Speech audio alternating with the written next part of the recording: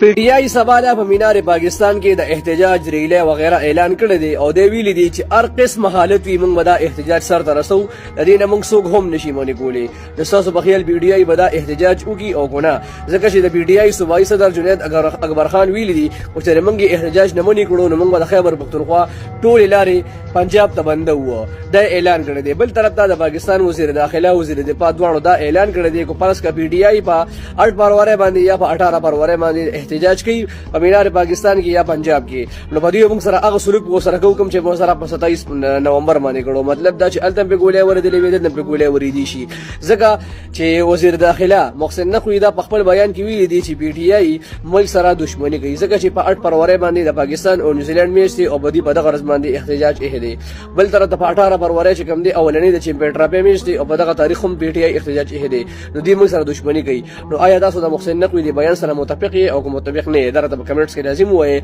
او پی ټی آی په 8 فروری یا په 18 فروری په مینار پاکستان کې احتجاج کوي او کنه درته په کمنټس کې لازم وایي